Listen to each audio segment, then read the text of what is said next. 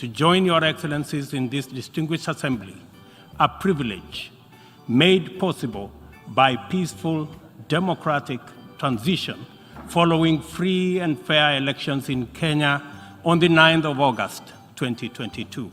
The strong collective conviction of my country that the relevance, legitimacy, and moral authority of the United Nations will forever remain deficient, undermined by the absence of comprehensive reforms of the United Nations Security Council. We therefore remain firmly committed to reforming the Security Council to make it a more effective, representative, and democratic global institution. Given the magnitude and variety of challenges the world continues to confront, a more fit for purpose United Nations is urgently needed, one that possesses the legitimacy and efficacy in dealing with threats to international peace and security.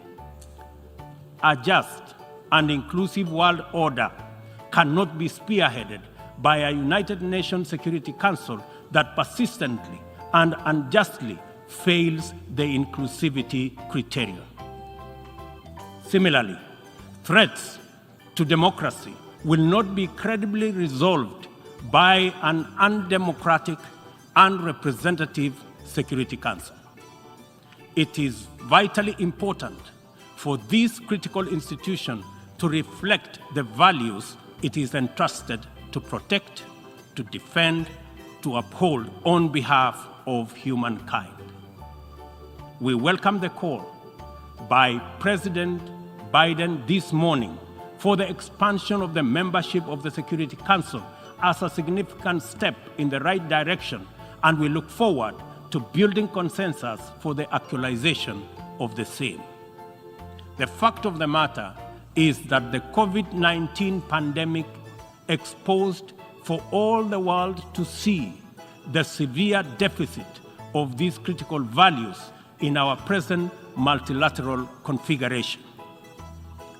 Global supply chains remained impervious to demands in the global south generally and Africa in particular. Unequal access to vaccines underscored this unjust and unequal situation with unforgettable clarity. Whenever human life, security, and welfare is in jeopardy, it is immoral to administer interventions through frameworks that are anchored on fundamental inequality. We are all witnesses to admirable demonstrations of effective solidarity in response to crises in various parts of the world. Our knowledge of the possibility of spontaneous yet resolute global solidarity reinforces the African exception as particularly repugnant. From genocides and civil conflict to famine and pandemics, the African continent is consistently left behind to bear the brunt of weak solidarity and disastrous failure of multilateralism. History indicates the last time Africa was the focal point of strong and effective multilateralism and multilateral consensus was during the Berlin Conference of 1884-1885, and the character of the ensuing interventions casts a long shadow to date. Not to put too fine a point to it, the failure of multilateralism during crises which relegate the people of Africa outside the cycle of moral consideration and normalizes humanitarian neglect and other casual injustices are failures of humanity.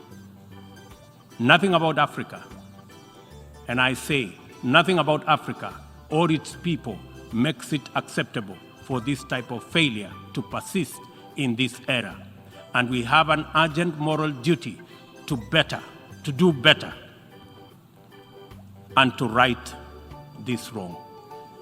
In conclusion, Kenya joins the Secretary General in calling for the strengthening of multilateralism as the only sustainable path to a peaceful, stable, and prosperous world for all. This is the imperative of our time and the call of this moment. It is time to work on the trust deficit with stronger conviction that none of us is really safe until all of us are safe. The theme of the 77th session, and I quote, "A watershed moment, transformative solutions to interlocking challenges," end of quote, demands that we recognize the crises we must confront are interlinked in a complicated way. They can only be effectively addressed through more imaginative strategies and innovative formula.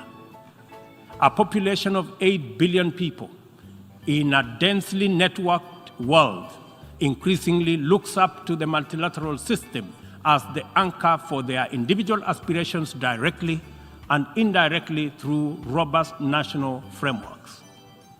Increasingly, therefore, the United Nations system is expected to be responsive to these needs, and for the proceedings in a forum like this, to speak to ordinary people in far-flung reaches of our incredibly diverse globe.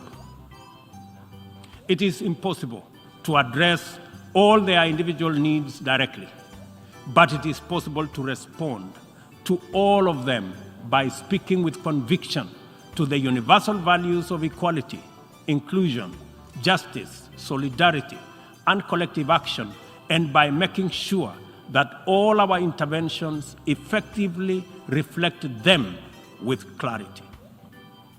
The integrity of the international order must be measured by the distance separating our resolutions, consensus, and agreement from decisions, actions, committed interventions, and effective solutions.